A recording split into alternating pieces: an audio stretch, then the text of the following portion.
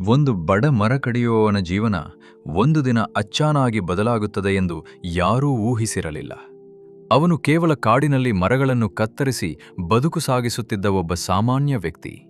ಆದರೆ ಒಂದು ದಿನ ಕಾಡಿನ ಮಧ್ಯದಲ್ಲಿ ಅವನು ಕಂಡ ದೃಶ್ಯ ಅವನ ಸಂಪೂರ್ಣ ಜೀವನವನ್ನು ಬದಲಿಸಿತು. ಒಬ್ಬ ಅಜ್ಞಾತ ಯುವತಿ ಕಾಡಿನ ಮಧ್ಯದಲ್ಲಿ ಒಬ್ಬಳೇ ಕುಳಿತಿದ್ದಳು. ಅವಳ ಕಣ್ಣುಗಳಲ್ಲಿ ಭಯ, ಮುಖದಲ್ಲಿ ದುಃಖ. ಆಕೆ ಯಾರು? ಅವಳು ಇಲ್ಲಿ ಹೇಗೆ ಬಂದಳು? ಮತ್ತು ಮುಖ್ಯವಾಗಿ ಆ ಬಡ ಮರ ಕಡಿಯುವವನ ಜೀವನಕ್ಕೆ ಅವಳ ಸಂಪರ್ಕ ಏನು? ಈ ಕಥೆಯ ಅಂತ್ಯದಲ್ಲಿ ನೀವು ತಿಳಿದುಕೊಳ್ಳುವ ಒಂದು ಸತ್ಯ ಇದೆ. ಅಲ್ಲಾಹ ಯಾವಾಗ ಯಾರ ಜೀವನವನ್ನು ಹೇಗೆ ಬದಲಿಸುತ್ತಾನೆ ಎಂಬುದು ಯಾರಿಗೂ ತಿಳಿದಿಲ್ಲ. ಬಹಳ ವರ್ಷಗಳ ಹಿಂದೆ ಒಂದು ಸಣ್ಣ ಹಳ್ಳಿಯಲ್ಲಿ ಅಹ್ಮದ್ ಎಂಬ ಬಡ ಮರ ಕಡಿಯುವವನು ವಾಸಿಸುತ್ತಿದ್ದನು. ಅವನು ತುಂಬಾ ಬಡವನಾಗಿದ್ದರೂ ಅವನ ಹೃದಯದಲ್ಲಿ ಅಲ್ಲಾಹನ ಮೇಲಿನ ನಂಬಿಕೆ ತುಂಬಾ ಗಟ್ಟಿಯಾಗಿತ್ತು. ಪ್ರತಿದಿನ ಬೆಳಗ್ಗೆ ಫಜರ್ ನಮಾಜ್ ಮಾಡಿದ ನಂತರ ಅವನು ತನ್ನ ಹಳೆಯ ಕೊಡಲಿಯನ್ನು ತೆಗೆದುಕೊಂಡು ಕಾಡಿನತ್ತ ಹೊರಡುತ್ತಿದ್ದನು. ಅವನ ಜೀವನ ಬಹಳ ಕಷ್ಟಕರವಾಗಿತ್ತು. ದಿನವಿಡೀ ಮರಗಳನ್ನು ಕತ್ತರಿಸಿ ಅವನ್ನು ಮಾರುಕಟ್ಟೆಯಲ್ಲಿ ಮಾರಾಟ ಮಾಡಿ ಬಂದ ಸ್ವಲ್ಪ ಹಣದಿಂದ ತನ್ನ ಜೀವನ ಸಾಗಿಸುತ್ತಿದ್ದನು. ಹಳ್ಳಿಯ ಜನರಲ್ಲಿ ಕೆಲವರು ಅವನನ್ನು ಗೌರವಿಸುತ್ತಿದ್ದರು, ಆದರೆ ಕೆಲವರು ಅವನ ಬಡತನವನ್ನು ನೋಡಿ ಅವನನ್ನು ಹಾಸ್ಯ ಮಾಡುತ್ತಿದ್ದರು. ಆದರೆ ಅಹ್ಮದ್ ಎಂದಿಗೂ ಯಾರ ಮೇಲೂ ಕೋಪಗೊಳ್ಳಲಿಲ್ಲ. ಅವನು ಸದಾ ಹೇಳುತ್ತಿದ್ದನು, ಅಲ್ಲಾಹ ನನಗೆ ಏನು ಕೊಡುತ್ತಾನೋ ಅದರಲ್ಲಿ ಖಂಡಿತ ಒಳ್ಳೆಯದು ಇರುತ್ತದೆ. ಒಂದಿನ ಬೆಳಗ್ಗೆ ಅವನು ಕಾಡಿನ ಬೇರೆ ದಾರಿಯಲ್ಲಿ ನಡೆಯಲು ತೀರ್ಮಾನಿಸಿದನು. ಆ ದಾರಿ ಅವನು ಹಿಂದೆ ಎಂದಿಗೂ ಹೋಗಿರಲಿಲ್ಲ. ಕಾಡಿನ ಆ ಭಾಗ ತುಂಬಾ ಶಾಂತವಾಗಿತ್ತು. ದೊಡ್ಡ ದೊಡ್ಡ ಮರಗಳು, ಹಕ್ಕಿಗಳ ಕೂಗು ಮತ್ತು ಸೂರ್ಯನ ಬೆಳಕು ಮರಗಳ ನಡುವೆ ಹೊಳೆಯುತ್ತಿತ್ತು. ಅವನು ಒಂದು ಮರವನ್ನು ಕತ್ತರಿಸುತ್ತಿದ್ದಾಗ ಅಚಾನಕ್ ಅವನಿಗೆ ಯಾರೋ ಅಳುತ್ತಿರುವ ಶಬ್ದ ಕೇಳಿಸಿತು. ಮೊದಲು ಅವನು ಅದನ್ನು ಭ್ರಮೆ ಎಂದುಕೊಂಡನು. ಆದರೆ ಕೆಲವು ಕ್ಷಣಗಳ ನಂತರ ಮತ್ತೆ ಅದೇ ಶಬ್ದ ಕೇಳಿಸಿತು. ಈ ಬಾರಿ ಅವನು ಖಚಿತವಾಗಿ ಕೇಳಿದನು. ಅವನು ನಿಧಾನವಾಗಿ ಆ ಶಬ್ದ ಬರುತ್ತಿದ್ದ ಕಡೆಗೆ ನಡೆಯಲು ಶುರು ಮಾಡಿದನು. ಸ್ವಲ್ಪ ದೂರ ಹೋದ ನಂತರ ಅವನು ಒಂದು ಅಚ್ಚರಿಯ ದೃಶ್ಯ ನೋಡಿದನು. ಒಂದು ದೊಡ್ಡ ಕಲ್ಲಿನ ಹತ್ತಿರ ಒಬ್ಬ ಯುವತಿ ಕುಳಿತಿದ್ದಳು. ಅವಳು ತುಂಬ ಸುಂದರಳಾಗಿದ್ದಳು, ಆದರೆ ಅವಳ ಮುಖದಲ್ಲಿ ಭಯ ಮತ್ತು ದುಃಖ ಸ್ಪಷ್ಟವಾಗಿ ಕಾಣಿಸುತ್ತಿತ್ತು. ಅವಳು ಸಾಮಾನ್ಯ ಹಳ್ಳಿಯ ಹುಡುಗಿಯಂತೆ ಕಾಣಿಸಲಿಲ್ಲ. ಅವಳ ಉಡುಪು ತುಂಬ ಶ್ರೀಮಂತ ಕುಟುಂಬದವರಂತೆ ಕಾಣಿಸುತ್ತಿತ್ತು. ಅಹ್ಮದ್ ಆಶ್ಚರ್ಯದಿಂದ ಕೇಳಿದನು, ನೀವ್ಯಾರು? ಇಲ್ಲಿ ಒಬ್ಬರೇ ಯಾಕೆ ಇದ್ದೀರಿ? ಯುವತಿ ಕೆಲವು ಕ್ಷಣ ಮೌನವಾಗಿದ್ದಳು. ನಂತರ ನಿಧಾನವಾಗಿ ಹೇಳಿದಳು, ನಾನು ನನ್ನ ಕುಟುಂಬದಿಂದ ದೂರವಾಗಿದ್ದೇನೆ. ನನಗೆ ಸಹಾಯ ಮಾಡುತ್ತೀರಾ? ಅವಳ ಕಣ್ಣುಗಳಲ್ಲಿ ಕಣ್ಣೀರು ತುಂಬಿತ್ತು. ಅಹ್ಮದ್ ಅವಳಿಗೆ ಸಹಾಯ ಮಾಡಲು ನಿರ್ಧರಿಸಿದನು. ಅವನು ತನ್ನ ನೀರಿನ ಪಾತ್ರೆಯನ್ನು ಅವಳಿಗೆ ಕೊಟ್ಟನು. ಅವಳು ನೀರು ಕುಡಿದು ಸ್ವಲ್ಪ ಶಾಂತಲಾದರು. ಆಮೇಲೆ ಅವಳು ಅಹ್ಮದ್ ಕಡೆ ನೋಡಿ ಹೇಳಿದರು, ನೀವು ನನಗೆ ಸಹಾಯ ಮಾಡಿದ್ರೆ ಅಲ್ಲಾ ನಿಮಗೆ ದೊಡ್ಡ ಬಹುಮಾನ ಕೊಡ್ತಾನೆ. ಅಹ್ಮದ್ ನಗುತ್ತಾ ಹೇಳಿದನು, ನಾನ್ ಬಡವನಾಗಿರ್ಬೋದು, ಆದರೆ ಯಾರಿಗಾದರೂ ಸಹಾಯ ಮಾಡೋದನ್ನ ನಾನು ಎಂದಿಗೂ ಬಿಡುವುದಿಲ್ಲ. ಅವನಿಗೆ ಇನ್ನೂ ಗೊತ್ತಿರಲಿಲ್ಲ, ಅವನು ಸಹಾಯ ಮಾಡುತ್ತಿದ್ದ ಆ ಯುವತಿ ಸಾಮಾನ್ಯ ಹುಡುಗಿಯಲ್ಲ. ಅವಳು ಒಂದು ದೊಡ್ಡ ರಾಜ್ಯದ ಶೆಹಜಾದಿಯಾಗಿದ್ದಳು. ಆದರೆ ಅವಳು ಕಾಡಿನಲ್ಲಿ ಏಕೆ ಸಿಕ್ಕಿಕೊಂಡಿದ್ದಳು ಮತ್ತು ಅವಳನ್ನು ಯಾರು ಇಲ್ಲಿ ಬಿಟ್ಟು ಹೋಗಿದ್ದರು? ಈ ಪ್ರಶ್ನೆಗಳ ಉತ್ತರ ಅಹ್ಮದ್ ಜೀವನವನ್ನ ಸಂಪೂರ್ಣವಾಗಿ ಬದಲಿಸುವುದಿತ್ತು. ಅಹ್ಮದ್ಗೆ ಇನ್ನೂ ಅರ್ಥವಾಗಿರಲಿಲ್ಲ ಅವನ ಮುಂದೆ ಕುಳಿತಿದ್ದ ಯುವತಿ ಸಾಮಾನ್ಯ ಹುಡುಗಿಯಲ್ಲ ಎಂದು. ಆಕೆ ಒಬ್ಬ ದೊಡ್ಡ ರಾಜ್ಯದ ಶೆಹಜಾದಿಯಾಗಿದ್ದಳು. ಆದರೆ ಅಹ್ಮದ್ಗೆ ಅದು ಗೊತ್ತಿರಲಿಲ್ಲ. ಅವನಿಗೆ ಕಂಡದ್ದು ಕೇವಲ ಭಯದಿಂದ ನಡುಗುತ್ತಿರುವ ಒಬ್ಬ ಯುವತಿ ಮಾತ್ರ. ಅವನು ನಿಧಾನವಾಗಿ ಹೇಳಿದನು, ಭಯಪಡಬೇಡಿ, ನಾನು ನಿಮಗೆ ಏನೂ ಕೆಡುಕು ಮಾಡುವುದಿಲ್ಲ. ಯುವತಿ ಅವನ ಮುಖವನ್ನು ಗಮನದಿಂದ ನೋಡಲು ಅವಳಿಗೆ ಮೊದಲ ಬಾರಿಗೆ ಸ್ವಲ್ಪ ಭರವಸೆ ಬಂದಿತು. ನನ್ನ ಹೆಸರು ಐಷಾ, ಅವಳು ನಿಧಾನವಾಗಿ ಹೇಳಿದಳು. ಅಹ್ಮದ್ ತಲೆ ಆಡಿಸಿದನು. ನನ್ನ ಹೆಸರು ಅಹ್ಮದ್. ಕೆಲವು ಕ್ಷಣಗಳ ಕಾಲ ಇಬ್ಬರೂ ಮೌನವಾಗಿದ್ದರು. ಕಾಡಿನಲ್ಲಿ ಹಕ್ಕಿಗಳ ಕೂಗು ಮಾತ್ರ ಕೇಳಿಸುತ್ತಿತ್ತು. ಸ್ವಲ್ಪ ಹೊತ್ತಿನ ನಂತರ ಅಹ್ಮದ್ ಕೇಳಿದನು, ನೀವು ಇಲ್ಲಿ ಹೇಗೆ ಬಂದಿರಿ? ಐಷಾ ಕಣ್ಣುಗಳನ್ನು ಕೆಳಗೆ ನೋಡಿದಳು. ಅವಳ ಕಣ್ಣಲ್ಲಿ ಮತ್ತೆ ಕಣ್ಣೀರು ತುಂಬಿತು. ನಾನು ಒಂದು ದೊಡ್ಡ ರಾಜ್ಯದ ರಾಜಕುಮಾರಿ, ಆದರೆ ನಮ್ಮ ಅರಮನೆಯಲ್ಲಿ ದ್ರೋಹ ನಡೆದಿದೆ. ಅಹ್ಮದ್ ಆಶ್ಚರ್ಯದಿಂದ ಅವಳನ್ನು ನೋಡಿದನು. ದ್ರೋಹ? ಐಷಾ ತಲೆಯಾಡಿಸಿದಳು. ನನ್ನ ತಂದೆ ರಾಜನ ವಿರುದ್ಧ ಕೆಲವು ದುಷ್ಟ ಮಂತ್ರಿಗಳು ಯೋಜನೆ ಮಾಡಿದರು. ಅವರು ಸಿಂಹಾಸನವನ್ನು ಪಡೆಯಲು ಬಯಸಿದರು. ಅವಳು ಸ್ವಲ್ಪ ನಿಂತು ಉಸಿರೆಳೆದಳು. ಒಂದು ರಾತ್ರಿ ಅವರು ಅರಮನೆಯನ್ನು ಹಿಡಿಯಲು ಪ್ರಯತ್ನಿಸಿದರು. ನನ್ನ ತಂದೆ ನನಗೆ ಕಾಡಿನ ದಾರಿಯಲ್ಲಿ ಓಡಿ ಹೋಗು ಎಂದು ಹೇಳಿದರು. ಅವಳ ಧ್ವನಿ ನಡುಗುತ್ತಿತ್ತು. ಆಮೇಲೆ ನಾನು ಓಡುತ್ತಾ ಓಡುತ್ತಾ ಇಲ್ಲಿ ಬಂದೆ. ಆದರೆ ನನಗೆ ದಾರಿ ಗೊತ್ತಿರಲಿಲ್ಲ. ಅಹ್ಮದ್ ಅವಳ ಮಾತುಗಳನ್ನು ಕೇಳಿ ಮೌನವಾಗಿದ್ದನು. ಇದು ಅವನು ಊಹಿಸಿರಲಿಲ್ಲ. ಒಬ್ಬ ರಾಜಕುಮಾರಿ ಕಾಡಿನ ಮಧ್ಯದಲ್ಲಿ ಒಬ್ಬಳೇ. ಅವನು ಸ್ವಲ್ಪ ಯೋಚಿಸಿ ಹೇಳಿದನು, ನೀವು ಇಲ್ಲಿ ಸುರಕ್ಷಿತವಾಗಿಲ್ಲ. ಐಷಾ ಭಯದಿಂದ ಕೇಳಿದಳು, ಆಗ ನಾನು ಏನು ಮಾಡಬೇಕು? ಅಹ್ಮದ್ ಸ್ವಲ್ಪ ನಗುತ್ತ ಹೇಳಿದನು, ನನ್ನ ಮನೆ ಹಳ್ಳಿಯ ಬಳಿ ಇದೆ.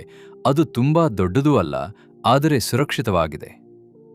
ಐಷಾ ಸ್ವಲ್ಪ ಆಶ್ಚರ್ಯಗೊಂಡಳು. ಒಬ್ಬ ಬಡ ಮರ ಕಡಿಯುವವನು ಒಬ್ಬ ರಾಜಕುಮಾರಿಯನ್ನು ತನ್ನ ಮನೆಗೆ ಆಹ್ವಾನಿಸುತ್ತಿದ್ದನು. ಆದರೆ ಅವನ ಕಣ್ಣುಗಳಲ್ಲಿ ಲಾಲಸೆಯೂ ಇರಲಿಲ್ಲ. ಅವನ ಮುಖದಲ್ಲಿ ಕೇವಲ ಸತ್ಯ ಮತ್ತು ದಯ ಮಾತ್ರ ಕಾಣಿಸುತ್ತಿತ್ತು. ಸ್ವಲ್ಪ ಯೋಚಿಸಿದ ನಂತರ ಐಷಾ ನಿಧಾನವಾಗಿ ತಲೆಯಾಡಿಸಿದಳು.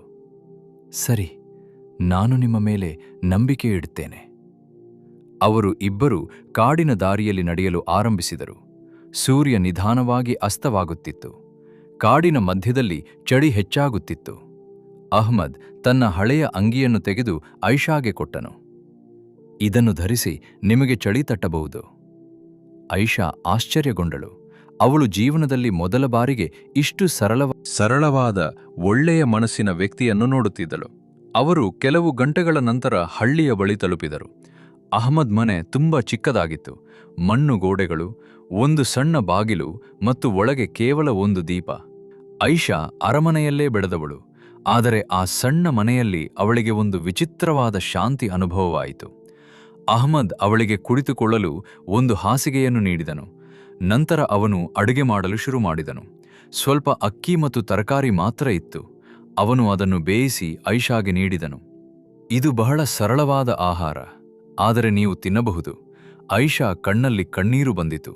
ಅವಳು ನಿಧಾನವಾಗಿ ಹೇಳಿದಳು, ನಾನು ಅರಮನೆಯಲ್ಲಿ 1000 ರೀತಿಯ ಆಹಾರ ತಿಂದಿದ್ದೇನೆ. ಆದರೆ ಇಷ್ಟು ಸತ್ಯವಾದ ಮನಸ್ಸಿನಿಂದ ಕೊಟ್ಟ ಆಹಾರವನ್ನು ನಾನು ಎಂದಿಗೂ ತಿನ್ನಿಲ್ಲ. ಅಹ್ಮದ್ ಮೌನವಾಗಿ ನಗಿದನು. ಆ ರಾತ್ರಿ ಇಬ್ಬರೂ ಬಹಳ ಹೊತ್ತು ಮಾತನಾಡಿದರು. ಐಷಾ ತನ್ನ ಜೀವನದ ಬಗ್ಗೆ ಹೇಳಿದಳು. ಅಹ್ಮದ್ ತನ್ನ ಬಡತನದ ಜೀವನದ ಬಗ್ಗೆ ಹೇಳಿದನು. ರಾತ್ರಿ ಗಾಢವಾಗುತ್ತಿತ್ತು. ಆದರೆ ಅವರಿಗೆ ಗೊತ್ತಿರಲಿಲ್ಲ, ಅವರ ಜೀವನದಲ್ಲಿ ಇನ್ನೂ ದೊಡ್ಡ ಪರೀಕ್ಷೆಗಳು ಬರಬೇಕಾಗಿದ್ದವು. ಏಕೆಂದರೆ ಐಷಾವನ್ನು ಹುಡುಕುತ್ತಿದ್ದವರು ಈಗ ಕಾಡಿನಲ್ಲಿ ಮಾತ್ರ ಇರಲಿಲ್ಲ, ಅವರು ಹಳ್ಳಿಗಳವರೆಗೂ ಬಂದಿದ್ದರು. ಆ ದುಷ್ಟ ಮಂತ್ರಿಗಳು ರಾಜಕುಮಾರಿಯನ್ನು ಹುಡುಕುತ್ತಿದ್ದರು ಮತ್ತು ಅವಳನ್ನು ಮರೆಮಾಡಿದ್ದವನನ್ನು. ಬದುಕಲು ಬಿಡುವುದಿಲ್ಲ ಎಂಬ ನಿರ್ಧಾರ ಮಾಡಿಕೊಂಡಿದ್ದರು. ಅಹ್ಮದ್ಗೆ ಇದರಲ್ಲಿ ಏನೂ ಗೊತ್ತಿರಲಿಲ್ಲ. ಅವನು ಕೇವಲ ಒಂದು ಕೆಲಸ ಮಾಡಿದನು. ಅವನು ಒಬ್ಬ ಕಷ್ಟದಲ್ಲಿದ್ದ ವ್ಯಕ್ತಿಗೆ ಸಹಾಯ ಮಾಡಿದನು. ಆದರೆ ಕೆಲವೊಮ್ಮೆ ಒಂದು ಸಣ್ಣ ಒಳ್ಳೆಯ ಕೆಲಸವೇ ಒಬ್ಬ ವ್ಯಕ್ತಿಯ ಸಂಪೂರ್ಣ ಜೀವನವನ್ನ ಬದಲಿಸಬಹುದು. ಮತ್ತು ಅಲ್ಲಾಹ ಯಾರನ್ನು ಯಾವಾಗ ಎತ್ತರಕ್ಕೆ ಎತ್ತುತ್ತಾನೆ ಎಂಬುದು ಯಾರಿಗೂ ತಿಳಿದಿಲ್ಲ. ಆ ರಾತ್ರಿ ಅಹ್ಮದ್ ಮಲಗಿದನು. ಆದರೆ ಮನೆಯ ಹೊರಗೆ ಕತ್ತಲೆಯ ಮಧ್ಯದಲ್ಲಿ ಕೆಲವರು ಕುದುರೆಗಳ ಮೇಲೆ ಹಳ್ಳಿಯ ಕಡೆ ಬರುತ್ತಿದ್ದರು. ಅವರ ಕೈಯಲ್ಲಿ ಕತ್ತಿಗಳು ಹೊಳೆಯುತ್ತಿದ್ದವು. ಅವರು ಕೇವಲ ಒಂದು ಪ್ರಶ್ನೆಗೆ ಉತ್ತರ ಹುಡುಕುತ್ತಿದ್ದರು: ರಾಜಕುಮಾರಿ ಐಷಾ ಎಲ್ಲಿದ್ದಾಳೆ? ಮತ್ತು ಅವರ ದಾರಿ ಈಗ ನೇರವಾಗಿ ಅಹ್ಮದ್ ಮನೆಯ ಕಡೆ ಬರುತ್ತಿತ್ತು. ಆ ರಾತ್ರಿ ಹಳ್ಳಿ ತುಂಬಾ ಶಾಂತವಾಗಿತ್ತು. ಆಕಾಶದಲ್ಲಿ ಚಂದ್ರನು ಮೃದುವಾಗಿ ಹೊಡೆಯುತ್ತಿದ್ದನು. ಅಹ್ಮದ್ ತನ್ನ ಚಿಕ್ಕ ಮನೆಯೊಳಗೆ ಮಲಗಿದ್ದನು. ಐಷಾ ಕೂಡ ಬಹಳ ದಿನಗಳ ನಂತರ ಸ್ವಲ್ಪ ನೆಮ್ಮದಿಯಿಂದ ನಿದ್ರೆ ಮಾಡಲು ಪ್ರಯತ್ನಿಸುತ್ತಿದ್ದಳು. ಆದರೆ ಅವರಿಗೆ ಗೊತ್ತಿರಲಿಲ್ಲ, ಅಪಾಯ ನಿಧಾನವಾಗಿ ಅವರ ಕಡೆ ಬರುತ್ತಿತ್ತು. ಹಳ್ಳಿಯ ಹೊರಭಾಗದಲ್ಲಿ ಕೆಲವು ಕುದುರೆಗಳ ಶಬ್ದ ಕೇಳಿಸುತ್ತಿತ್ತು. ಅವು ಸಾಮಾನ್ಯ ಪ್ರಯಾಣಿಕರ ಕುದುರೆಗಳಲ್ಲ, ಅವು ದುಷ್ಟ ಮಂತ್ರಿಗಳ ಸೈನಿಕರ ಕುದುರೆಗಳು. ಅವರು ಕಾಡು, ಹಳ್ಳಿ ಎಲ್ಲೆಡೆ ಹುಡುಕುತ್ತಿದ್ದರು. ರಾಜಕುಮಾರಿ ಐಷಾವನ್ನು ಹುಡುಕಿ ಎಂದು ಅವರ ನಾಯಕ ಕಠಿಣವಾಗಿ ಆದೇಶಿಸಿದ್ದನು. ಒಬ್ಬ ಸೈನಿಕ ಹೇಳಿದನು, ಸರ್, ಹಳ್ಳಿಯಲ್ಲಿ ಒಂದು ಹೊಸ ಹುಡುಗಿ ಕಾಣಿಸಿಕೊಂಡಿದ್ದಾಳೆ ಎಂದು ಕೆಲವರು ಹೇಳಿದ್ದಾರೆ. ನಾಯಕನ ಕಣ್ಣುಗಳಲ್ಲಿ ಕೋಪ ಹೊಳೆಯಿತು. ಅವಳು ಇದೇ ಆಗಿರಬಹುದು. ಅವರು ನಿಧಾನವಾಗಿ ಹಳ್ಳಿಯೊಳಗೆ ಪ್ರವೇಶಿಸಿದರು. ಅದೇ ಸಮಯದಲ್ಲಿ ಅಹ್ಮದ್ ಮನೆಯೊಳಗೆ ಐಷಾ ಅಚಾನಕ್ ಎಚ್ಚರಗೊಂಡಳು. ಅವಳ ಹೃದಯ ವೇಗವಾಗಿ ತರಕುತ್ತಿತ್ತು. ಅವಳು ಕಿಟಕಿಯ ಬಳಿ ಹೋಗಿ ಹೊರಗೆ ನೋಡಿದಳು. ದೂರದಲ್ಲಿ ಕುದುರೆಗಳ ನೆರಳು ಕಾಣಿಸುತ್ತಿತ್ತು. ಅವಳು ಭಯದಿಂದ ಅಹ್ಮದ್ದನ್ನು ಎಬ್ಬಿಸಿದಳು. ಅಹ್ಮದ್, ಎದ್ದುಕೊಳ್ಳಿ, ಅವರು ಇಲ್ಲಿ ಬಂದಿದ್ದಾರೆ. ಅಹ್ಮದ್ ತಕ್ಷಣ ಎದ್ದು ಕುಳಿತನು. ಯಾರು? ಐಷಾದ್ ನಿಧಾನವಾಗಿ ಹೇಳಿದಳು. ನನ್ನನ್ನು ಹುಡುಕುತ್ತಿರುವವರು. ಅಹ್ಮದ್ ಕೆಲವು ಕ್ಷಣ ಯೋಚಿಸಿದನು. ಅವನಿಗೆ ಭಯವಾಗುತ್ತಿತ್ತು. ಆದರೆ ಅವನು ತಿಳಿದಿದ್ದನು, ಈ ಕ್ಷಣದಲ್ಲಿ ಭಯಪಡುವ ಸಮಯ ಅಲ್ಲ. ಅವನು ಹೇಳಿದನು, ನೀವು ತಕ್ಷಣ ನನ್ನ ಜೊತೆ ಬನ್ನಿ. ಅವನು ಮನೆಯ ಹಿಂದಿನ ಬಾಗಿಲು ತೆರೆದನು. ಅಲ್ಲಿ ಒಂದು ಸಣ್ಣ ದಾರಿ ಕಾಡಿನ ಕಡೆ ಹೋಗುತ್ತಿತ್ತು. ಈ ದಾರಿಯಲ್ಲಿ ನಾವು ಹೋಗಬಹುದು. ಐಷಾ ಕೇಳಿದಳು, ಆದರೆ ನೀವು? ಅಹ್ಮದ್ ನಗುತ್ತಾ ಹೇಳಿದನು, ನಾನು ಕೂಡ ನಿಮ್ಮ ಜೊತೆ ಬರುತ್ತೇನೆ. ಇಬ್ಬರೂ ಕತ್ತಲೆಯ ಮಧ್ಯದಲ್ಲಿ ಓಡಲು ಆರಂಭಿಸಿದರು. ಹಳ್ಳಿಯೊಳಗೆ ಸೈನಿಕರು ಮನೆ ಮನೆಗೆ ಹುಡುಕುತ್ತಿದ್ದರು. ಸ್ವಲ್ಪ ಸಮಯದ ನಂತರ ಅವರು ಅಹ್ಮದ್ ಮನೆಯ ಬಳಿ ಬಂದರು. ಬಾಗಿಲು ತೆರೆಯಲ್ಪಟ್ಟಿತ್ತು. ಒಳಗೆ ಯಾರೂ ಇರಲಿಲ್ಲ. ನಾಯಕ ಕೋಪದಿಂದ ಕೂಗಿದನು, ಅವರು ತಪ್ಪಿಸಿಕೊಂಡಿದ್ದಾರೆ. ಅವನು ತನ್ನ ಸೈನಿಕರಿಗೆ ಆದೇಶಿಸಿದನು, ಕಾಡಿನ ಕಡೆ ಹೋಗಿ. ಅವರು ದೂರ ಹೋಗಿಲ್ಲ. ಇದರ ಮಧ್ಯದಲ್ಲಿ ಅಹ್ಮದ್ ಮತ್ತು ಐಷಾ ಕಾಡಿನ ಒಳಗೆ ಓಡುತ್ತಿದ್ದರು. ಕಾಡು ತುಂಬಾ ಕತ್ತಲೆಯಾಗಿತ್ತು. ಮರಗಳ ನೆರಳು ಎಲ್ಲೆಡೆ ಹರಡಿತ್ತು. ಐಷಾ ಸ್ವಲ್ಪ ಆಯಾಸಗೊಂಡಳು. ಅವಳು ಹೇಳಿದಳು, ನನಗೆ ಇನ್ನೂ ಓಡಲು ಆಗುತ್ತಿಲ್ಲ. ಅಹ್ಮದ್ ನಿಂತನು. ಅವನು ಅವಳನ್ನು ಸಮಾಧಾನಪಡಿಸಿದನು. ಸ್ವಲ್ಪ ಸಹನೆ ಇಡಿ. ಅಲ್ಲಾಹ ನಮ್ಮ ಜೊತೆ ಇದ್ದಾನೆ. ಅವರು ಸ್ವಲ್ಪ ದೂರ ಹೋಗಿ ಒಂದು ಹಳೆಯ ಗುಹೆ ಕಂಡರು. ಅಹ್ಮದ್ ಅಡಗಿ ಇರಬಹುದು. ಇಬ್ಬರೂ ಗುಹೆಯೊಳಗೆ ಹೋದರು. ಹೊರಗೆ ಸೈನಿಕರ ಶಬ್ದಗಳು ಹತ್ತಿರ ಬರುತ್ತಿದ್ದವು. ಐಷಾ ಭಯದಿಂದ ಅಹ್ಮದ್ ಕಡೆ ನೋಡಿದಳು. ಅವರು ನಮ್ಮನ್ನು ಕಂಡರೆ? ಅಹ್ಮದ್ ನಿಧಾನವಾಗಿ ಹೇಳಿದನು, ಅಲ್ಲಾಹ ಮೇಲೆ ನಂಬಿಕೆ ಇಡಿ. ಕೆಲವು ಕ್ಷಣಗಳ ನಂತರ ಸೈನಿಕರು ಆ ದಾರಿಯಲ್ಲಿ ಹೋದರು. ಆದರೆ ಅವರು ಗುಹೆಯನ್ನು ಗಮನಿಸಲಿಲ್ಲ. ಅವರು ಮುಂದೆ ಹೋಗಿಬಿಟ್ಟರು. ಸ್ವಲ್ಪ ಸಮಯದ ನಂತರ ಕಾಡು ಮತ್ತೆ ಶಾಂತವಾಯಿತು. ಐಷಾ ಉಸಿರೆಳೆದಳು. ನಾವು ಉಳಿದುಕೊಂಡೆವು. ಅಹ್ಮದ್ ಆಕಾಶದ ಕಡೆ ನೋಡಿದನು. ಇದು ಅಲ್ಲಾಹನ ಕರುಣೆ. ಬೆಳಿಗ್ಗೆ ನಿಧಾನವಾಗಿ ಉದಯಿಸುತ್ತಿತ್ತು. ಸೂರ್ಯನ ಬೆಳಕು ಕಾಡಿನ ಮರಗಳ ನಡುವೆ ಹೊಳೆಯುತ್ತಿತ್ತು. ಐಷಾ ಅಹ್ಮದ್ ಕಡೆ ನೋಡಿ ಹೇಳಿದಳು, ನೀವು ನನ್ನ ಜೀವನ ಉಳಿಸಿದ್ದೀರಿ. ಅಹ್ಮದ್ ನಗುತ್ತಾ ಹೇಳಿದನು, ನಾನು ಏನೂ ಮಾಡಿಲ್ಲ. ಇದು ಎಲ್ಲವೂ ಅಲ್ಲಾಹನ ಇಚ್ಛೆ. ಐಷಾ ಸ್ವಲ್ಪ ಯೋಚಿಸಿ ಹೇಳಿದಳು, ನನ್ನ ತಂದೆ ರಾಜ ಇನ್ನೂ ಬದುಕಿದ್ದರೆ ನಾವು ಅರಮನೆಗೆ ಹಿಂತಿರುಗಬೇಕು. ಅಹ್ಮದ್ ಕೇಳಿದನು, ನಾವು ಹೇಗೆ ಹೋಗಬಹುದು? ಐಷಾ ಹೇಳಿದಳು, ರಾಜ್ಯದ ಕೆಲವು ನಿಷ್ಠಾವಂತ ಸೈನಿಕರು ಇನ್ನೂ ನನ್ನ ತಂದೆಗೆ ನಿಷ್ಠರಾಗಿದ್ದಾರೆ. ನಾವು ಅವರನ್ನು ಹುಡುಕಬೇಕು. ಅವರು ಕಾಡಿನಿಂದ ಹೊರಬಂದು ದೂರದ ನಗರ ಕಡೆ ನಡೆಯಲು ಆರಂಭಿಸಿದರು. ಆದರೆ ಅವರಿಗೆ ಗೊತ್ತಿರಲಿಲ್ಲ, ಈ ಪ್ರಯಾಣವು ಇನ್ನೂ ಬಹಳ ಕಠಿಣವಾಗಲಿದೆ ಮತ್ತು ಅಹ್ಮದ್ ಎಂಬ ಬಡಮರ ಕಡಿಯುವವನ ಜೀವನ ಇನ್ನೂ ದೊಡ್ಡ ರೀತಿಯಲ್ಲಿ ಬದಲಾಗಲಿದೆ. ಏಕೆಂದರೆ ಮುಂದೆ ಅವನಿಗೆ ಕೇವಲ ಒಂದು ಬಹುಮಾನ ಮಾತ್ರ ಸಿಗುವುದಿಲ್ಲ. ಅವನಿಗೆ ಸಿಗಲಿದೆ ಒಂದು ಹೊಸ ಜೀವನ ಮತ್ತು ಒಂದು ಅದ್ಭುತ ಭಾಗ್ಯ. ಮುಂದಿನ ಹೆಜ್ಜೆ. ಈ ಕಥೆಯ ಮುಂದಿನ ಭಾಗವನ್ನು ಬರೆಯಲು ಅಥವಾ ಇದನ್ನು ಬೇರೆ ಭಾಷೆಗೆ ಅನುವಾದಿಸಲು ನಾನು ನಿಮಗೆ ಸಹಾಯ ಮಾಡಬೇಕೇ? ಬೆಳಿಗ್ಗೆ ಸೂರ್ಯ ನಿಧಾನವಾಗಿ ಉದಯಿಸುತ್ತಿದ್ದನು. ಕಾಡಿನ ನಡುವೆ ಹಕ್ಕಿಗಳ ಕೂಗು ಕೇಳಿಸುತ್ತಿತ್ತು. ಅಹ್ಮದ್ ಮತ್ತು ಐಷಾ ಗುಹೆಯಿಂದ ಹೊರಬಂದರು. ಅವರ ಮುಂದೆ ಒಂದು ಹೊಸ ಪ್ರಯಾಣ ಕಾದಿತ್ತು. ಐಷಾ ದೂರದ ದಾರಿಯನ್ನು ನೋಡುತ್ತಾ ಹೇಳಿದಳು, ನಾವು ನಗರ ಕಡೆ ಹೋಗಬೇಕು. ಅಲ್ಲಿ ನನ್ನ ತಂದೆಗೆ ನಿಷ್ಠೆಯಿರುವ ಕೆಲವು ಸೈನಿಕರು ಇರಬಹುದು. ಅಹ್ಮದ್ ತಲೆಯಾಡಿಸಿದನು, ಸರಿ, ನಾವು ಒಟ್ಟಿಗೆ ಹೋಗೋಣ. ಇಬ್ಬರೂ ನಿಧಾನವಾಗಿ ಕಾಡಿನಿಂದ ಹೊರಬಂದು ದಾರಿಯಲ್ಲಿ ನಡೆಯಲು ಆರಂಭಿಸಿದರು. ಹಲವಾರು ಗಂಟೆಗಳ ಪ್ರಯಾಣದ ನಂತರ ಅವರು ಒಂದು ಸಣ್ಣ ಪಟ್ಟಣ ತಲುಪಿದರು. ಆ ಪಟ್ಟಣದಲ್ಲಿ ಜನರು ಏನೋ ಆತಂಕದಲ್ಲಿದ್ದರು.